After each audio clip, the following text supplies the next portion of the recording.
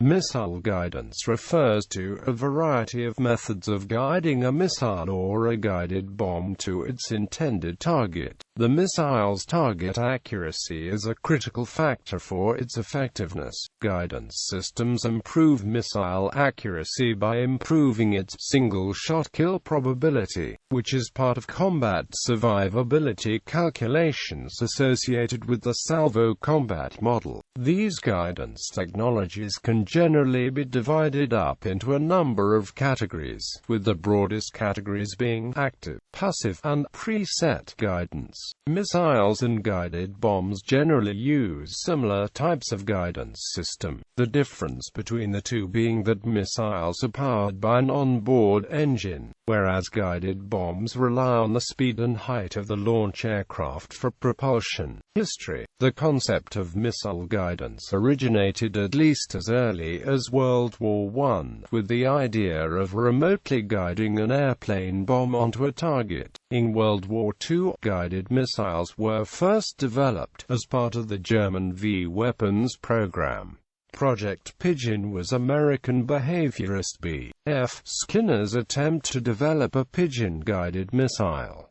Categories of guidance systems. Guidance systems are divided into different categories according to what type of target they are designed for, either fixed targets or moving targets. The weapons can be divided into two broad categories: go onto target and go onto location. In space guidance systems, a GOT missile can target either a moving or fixed target, whereas a GOLIS weapon is limited to a stationary and near-stationary target. The trajectory that a missile takes while attacking a moving target is dependent upon the movement of the target. Also, a moving target can be an immediate threat to the sender of the missile. The target needs to be eliminated in a timely fashion in order to preserve the integrity of the sender. In GOLIS systems, the problem is simpler because the target is not moving.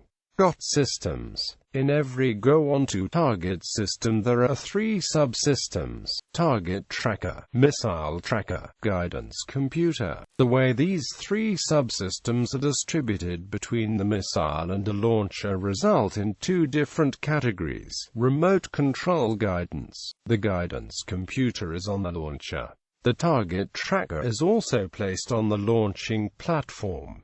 Homing guidance. The guidance computers are in the missile and in the target tracker. Remote control guidance. These guidance systems usually need the use of radars and a radio, a wired link between the control point and the missile. In other words, the trajectory is controlled with the information transmitted via radio or wire. These systems include command guidance. The missile tracker is on the launching platform. These missiles are totally controlled by the launching platform that sends all control orders to the missile. The two variants are command to line of sight, command off line of sight. Line of sight beam riding guidance. The target tracker is on board the missile. The missile already has some orientation capability meant for flying inside the beam that the launching platform is using to illuminate the target. It can be manual or automatic. Command to line of sight. The close system uses only the angular coordinates between the missile and the target to ensure the collision. The missile is made to be in the line of sight between the launcher and the target, and any deviation of the missile from this line is corrected. Since so many types of missile use this guidance system, they are usually subdivided into four groups: a particular type of command guidance and navigation, where the missile is always commanded to lie on the line of sight between the tracking unit and the aircraft, is known as command to line of sight, a three-point guidance. That is, the missile is controlled to stay as close as possible on the loss to the target after missile capture. Is used to transmit guidance signals from a ground controller to the missile. More specifically, if the beam acceleration is taken into account and added to the nominal acceleration generated by the beam rider equations, then CLO guidance results. Thus, the beam rider acceleration command is modified to include an extra term. The beam riding performance described above can thus be significantly improved by taking the beam motion into account. Clow guidance is used mostly in short-range air defense and anti-tank systems. Manual command to line of sight. Both target tracking and missile tracking and control are performed manually. The operator watches the missile flight and uses a signaling system to command the missile back into the straight line between operator and target. This is typically useful only for slower targets, where significant lead is not required. MCLOS is a subtype of command-guided systems. In the case of glide bombs or missiles against ships of the supersonic Waterfall against slow-moving B-17 Flying Fortress bombers, this system worked. But as speeds increased, MCLOS was quickly rendered useless for most roles. Semi-manual command to line of sight. Target tracking is automatic, while missile tracking and control is manual. Semi-automatic command to line of sight. Target tracking is manual, but missile tracking and control is automatic. Is similar to MCLOS, but some automatic system positions the missile in the line of sight while the operator simply tracks the target. SACLOS has the advantage of allowing the missile to start in a position invisible to the user, as well as generally being considerably easier to operate. SACLOS is the most common form of guidance against ground targets such as tanks and bunkers. Automatic command to line of sight. Target tracking, missile tracking and control are automatic. Command off line of sight. This guidance system was one of the first to be used and still is in service, mainly in anti-aircraft missiles. In this system, the target tracker and the missile tracker can be oriented in different directions. The guidance system ensures the interception of the target by the missile by locating both in space. This means that they will not rely on the angular coordinates like in close systems. They will need another coordinate, which is distance. To make it possible, both target and missile trackers have to be active. They are always automatic, and the radar has been used as the only sensor in these systems. The SM-2MR standard is inertially guided during its mid-course phase, but it is assisted by a COLOS system via radar link provided by the Spy-1 radar installed in the launching platform. Line of sight beam riding guidance. LOSBR uses a beam of some sort, typically radio, radar or laser, which is pointed at the target, and detectors on the rear of the missile keep it centered in the beam. Beam riding systems are often SACLOS, but do not have to be. In other systems, the beam is part of an automated radar tracking system. A case in point is later versions of the RIM-8 Talos missile as used in Vietnam. The radar beam was used to take the missile on a high arcing flight and then gradually brought down in the vertical plane of the target aircraft. The more accurate SARH homing being used at the last moment for the actual strike. This gave the enemy pilot the least possible warning that his aircraft was being illuminated by missile guidance radar, as opposed to search radar. This is an important distinction, as the nature of the signal differs, and is used as a cue for evasive action. LOSBR suffers from the inherent weakness of inaccuracy with increasing range as the beam spreads out. Laser beam riders are more accurate in this regards, but are all short-range, and even the laser can be degraded by bad weather. On the other hand, SARH becomes more accurate with decreasing distance to the target, so the two systems are complementary. Homing guidance. Proportional navigation. Proportional navigation is a guidance law used in some form or another by most homing air target missiles. It is based on the fact that two objects are on a collision course when the direction of their direct line of sight does not change. PN dictates that the missile velocity vector should rotate at a rate proportional to the rotation rate of the line of sight, and in the same direction.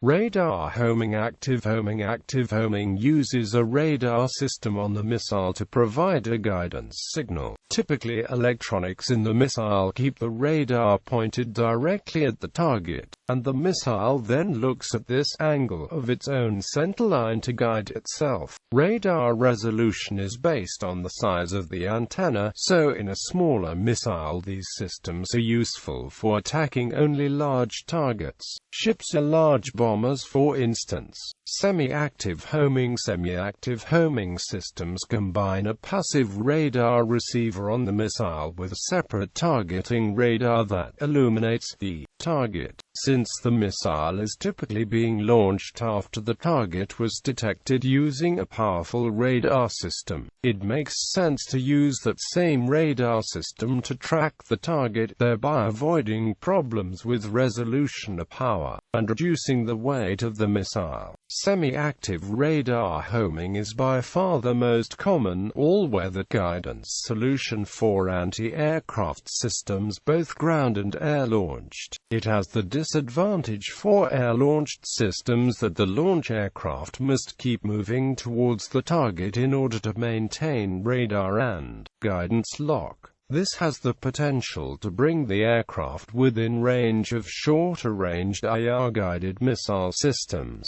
It is an important consideration now that all aspect IR missiles are capable of kills from head-on, something which did not prevail in the early days of guided missiles. For ships and mobile or fixed ground-based systems, this is irrelevant as the speed of the launch platform precludes running away from the target or opening the range so as to make the enemy attack fail. SALH is similar to SARH but uses a laser as a signal. Another difference is that most laser-guided weapons employ a turret-mounted laser designator which increases the launching aircraft's ability to maneuver after launch. How much maneuvering can be done by the guiding aircraft will depend on the turret field of view and the system's ability to maintain a lock-on while maneuvering. As most air-launched, laser-guided munitions are employed against surface targets, the designator providing the guidance to the missile need not be the launching aircraft. Designation can be provided by another aircraft or by a completely separate source. Passive homing. Infrared homing is a passive system that homes in on the heat generated by the target, typically used in the anti-aircraft role to track the heat of jet engines. It has also been used in the anti-vehicle role with some success.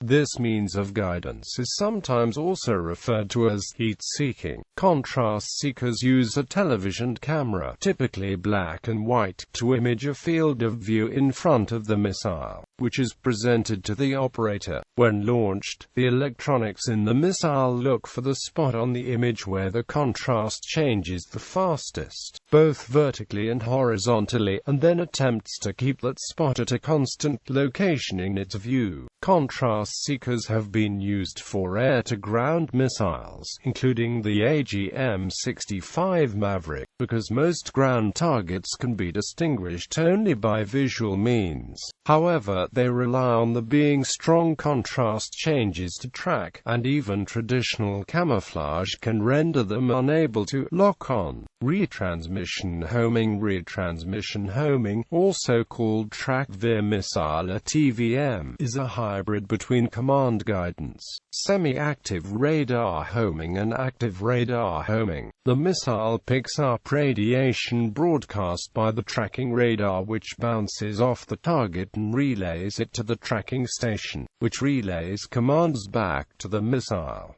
GOLIS systems. Whatever the mechanism used in a go-on-to location in space guidance system is, it must contain preset information about the target. These systems' main characteristic is the lack of a target tracker. The guidance computer and the missile tracker are located in the missile. The lack of target tracking in GOLIS necessarily implies navigational guidance. Navigational guidance is any type of guidance executed by a system without a target tracker. The other two units are on board the missile. These systems are also known as self-contained guidance systems. However, they are not always entirely autonomous due to the missile trackers used. They are subdivided by the missile tracker's function as follows: entirely autonomous systems where the missile tracker does not depend on any external navigation source and can be divided into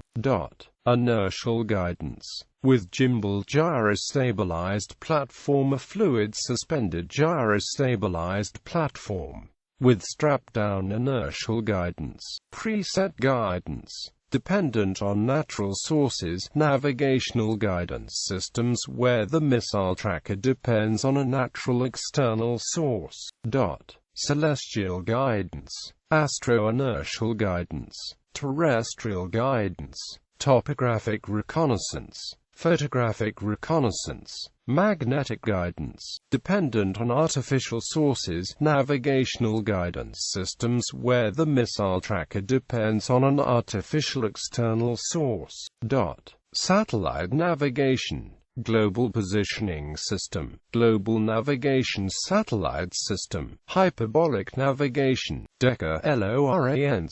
Preset guidance. Preset guidance is the simplest type of missile guidance.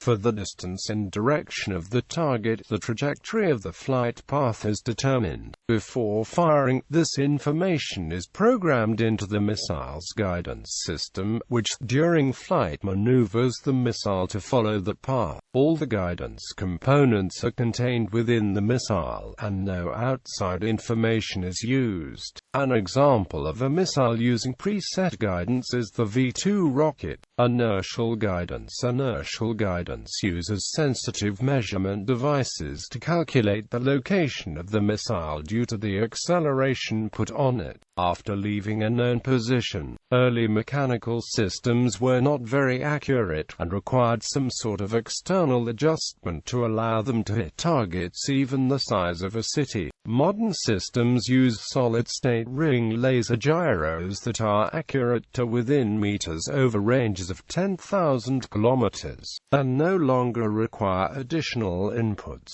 Gyroscope development has culminated in the airs found on the MX missile, allowing for an accuracy of less than 100 meters at intercontinental ranges. Many civilian aircraft use inertial guidance using the ring laser gyroscope, which is less accurate than the mechanical systems found in ICBMs, but which provide an inexpensive means of attaining a fairly accurate fix on location. Today, guided weapons can use a combination of INS, GPS and radar terrain mapping to achieve extremely high levels of accuracy, such as that found in modern cruise missiles. Inertial guidance is most favored for the initial guidance and re-entry vehicles of strategic missiles, because it has no external signal and cannot be jammed. Additionally, the relatively low precision of this guidance method is less of an issue for large nuclear warheads. Astro-inertial guidance. The astro-inertial guidance is a sense fusion, information fusion of the inertial guidance and celestial navigation. It is usually employed on submarine-launched ballistic missiles.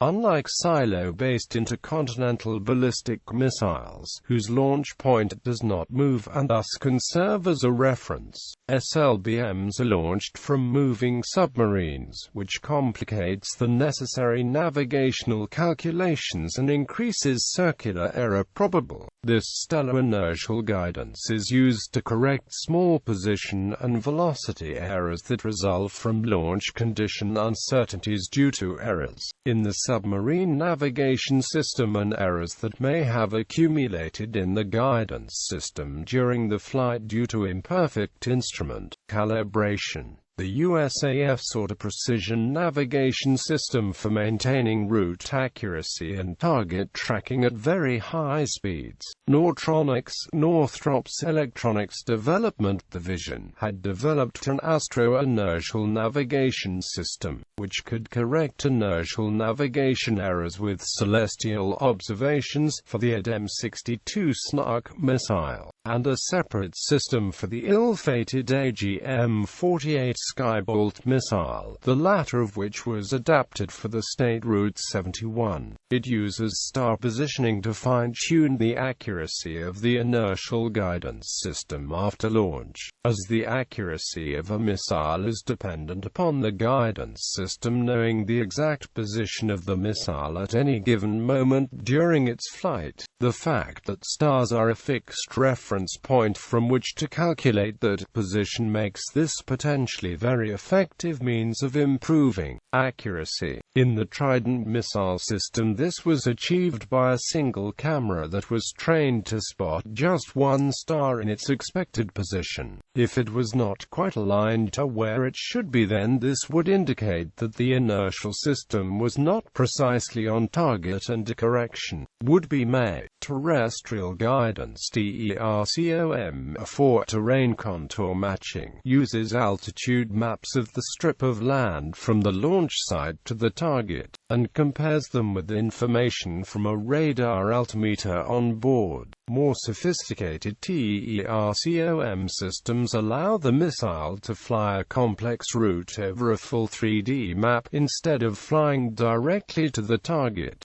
TERCOM is the typical system for cruise missile guidance, but is being supplanted by GPS systems and by DSMAC, Digital Scene Matching Area Correlator, which employs a camera to view an area of land, digitizes the view, and compares it to stored scenes in an onboard computer to guide the missile to its target. DSMAC is reputed to be so lacking in robustness that destruction of prominent buildings marked in the system's internal map upsets its navigation.